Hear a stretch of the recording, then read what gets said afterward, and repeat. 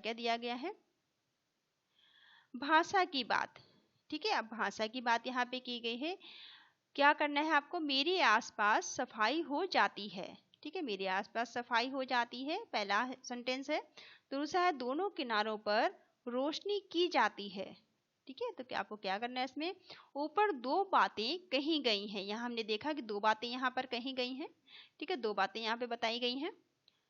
ऊपर दो बातें जो आपको बताई गई हैं, पहली में क्या बताया गया है कि मेरे आसपास सफाई हो जाती है, दूसरे में बताया गया है दोनों किनारों पर रोशनी हो जाती है।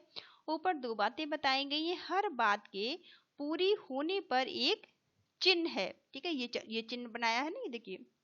ठीक है, ये इसको चिन्ह लगाया गया है, इसे पूर्ण विराम कहते हैं। इस चिन्ह को क्या कहा जाता है, इसे पूर्ण विराम कहा जाता है। आप याद रखना पूर्ण विराम किसे कहते हैं, आप समझ लीजिएगा।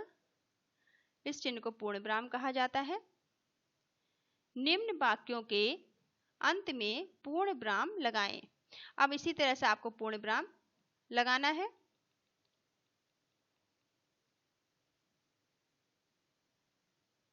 निम्नलिखित वाक्यों के अंत में पूर्ण विराम लगाएं। जैसे मैं सड़क हूं, तो यहाँ आपको क्या करना है, यहाँ पे आपको पूर्ण विराम लगा देना है। मिट्टी और पत्थर से बनी हूं, तो यहाँ भी आपको पूर्ण विराम लगाना है।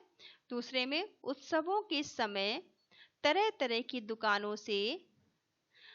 दुकानें से सज जाती हूं, तो यहाँ आपको पूर्ण विराम लगाना है। मुझ पर काफी चहल पहल होती है, तो यहाँ आपको पूर्ण विराम लगाना है। अब काली सड़कें, बड़े गड्ढे, इनमें काली और बड़े शब्द सड़क और गड्ढों की विशेषता बता रहे हैं, है ना। यहाँ पर जो आपके शब्द आए हैं काली और बड़े शब्द क्या कर रहे हैं, सड़क की विशेषता को बता रहे हैं कि सड़क तो है पर कैसी है, काली है, और उसमें गड्ढे हैं पर कैसे हैं, बड़े हैं। विशेषता बताने वाले शब्दों को विशेषण कहा जाता है। याद रखिएगा, जो विशेषता बताते हैं उन्हें क्या बोला जाता है, उन्हें विशेषण बोलते हैं। विशेषण लगाकर तुम भी नए शब्द बनाओ। अब आपको इसी तरह से विशेषण लगाकर नए शब्द बनाने हैं। जैसे यहाँ पर मीठा गुड़, ठीक है, गुड़ तो है, ठीक है, गुड़ तो है लेकिन कैसा है, वो मीठा है। ठीक है, सुंदर गुड़िया, तो गुड़िया तो है पर गुड़िया कैसी है, सुंदर है, तो सुंदर, ये सब क्या हो गया, सुंदर और मीठा क्या हो गया, ये विशेषण हो गया। ऐसे ही आपको यहाँ पर कुछ और शब्द बताने हैं जो कि विशेषण लगा के बताने हैं, तो आप अपनी इच्छा से बता सकते हैं। यहाँ पे कुछ हमें लिखे हैं, आप लिख लीजिएगा। जैसे मीठे के लिए गुड़ हो गया, सुंदर गुड़िया, ऐसी ठंडा, पानी पानी है पर कैसा है, ठंडा है। मिर्ची, लाल मिर्ची, मिर्ची तो है पर कैसी है, लाल है। पीला आम, आम तो है पर कैसा है, पीला है। हरी दूब, दूब तो है पर कैसी है, वो हरी है। काली रात, रात है पर कैसी है, काली है। बड़ा मकान, मकान है पर कैसा है, बड़ा है। ठीक है, इस तरह से आप लिख लीजिएगा।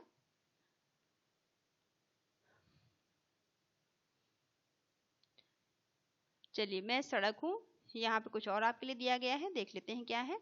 यह भी करें,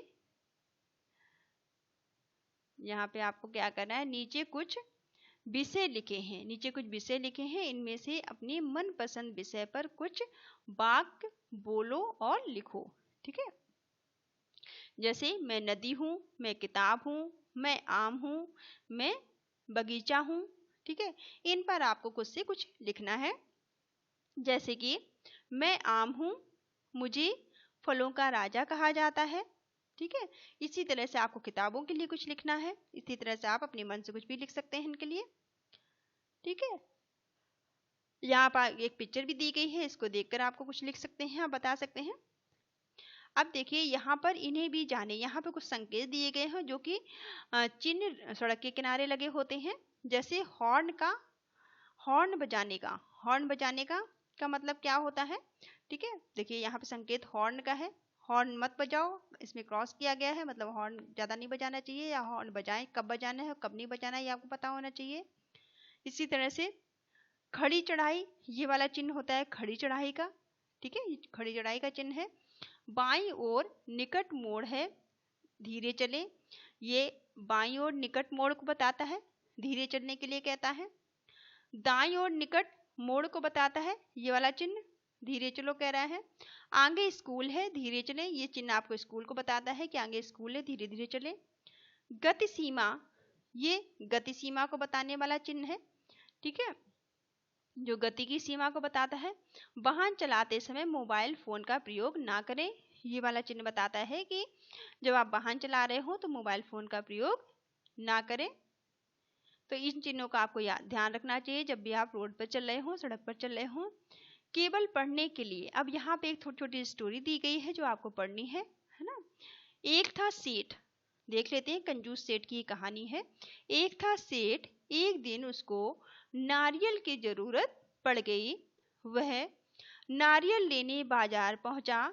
उसने दुकानदार से पूछा, एक नारियल कितने का है? दुकानदार बोला, 1 रुपए का। सेठ बोला, 1 रुपए में तो दे दो ना। सेठ कहने लगा, 1 रुपए में 2 दे दो ना। वो 1 रुपए में 2 नारियल मांगने लगा। दुकानदार बोला, आगे मिलेंगे। सेठ आगे गया, वहां 1 रुपए में 2 नारियल मिल रहे थे। सेठ बोला, 1 रुपए में 4 दे दो ना। ठीक है, जब 2 मिले तो 4 मांगने लगा वो।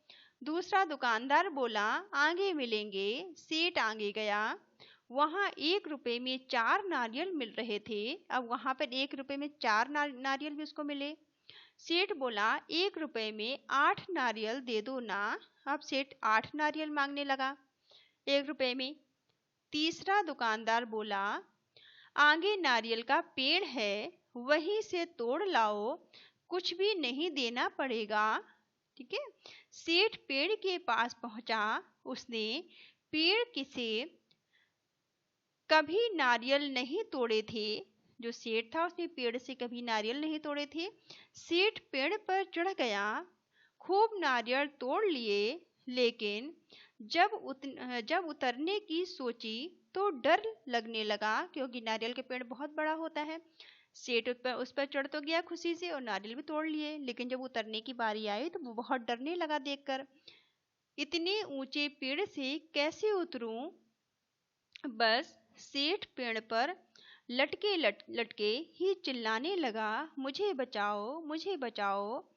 बचाने वाले लोग थे, बचाने वाले को 2,000 रुपए दूंगा। आप सेठ कहने लगा, जो मुझे बचाएगा उसे मैं 2,000 रुपए दूंगा।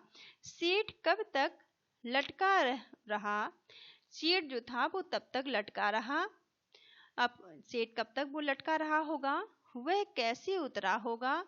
कहानी आगे बढ़ाओ और अपने साथियों को सुनाओ। ठीक है, अब यहाँ तक कहानी हो गई। अब आपको आगे कहानी खुद से बनानी है और अपने दोस्तों को सुनानी है। उसमें डिस्कस करनी है कि अब नारियल के पेड़ से सेठ कैसे नीचे आया होगा। ठीक है, इस तरह से चैप्टर यहाँ पे आपका खत्म होता है। इसके बाद के चैप्टर में आप नेक्स्ट चैप्टर इसका देखिएगा। अगर चैप्टर आपको अच्छा लगा, अगर पार्ट आपको अच्छा लगा है तो आप लाइक करिए, शेयर करिए, सब्सक्राइब करिए। ठीक है, और कमेंट करके ज़रूर बताइएगा कि आपको कैसा लगा। नेक्स्ट वीडियो में आप इसका 10th चैप्टर देखिएगा, 10वां चैप्टर देखिएगा। Thank you.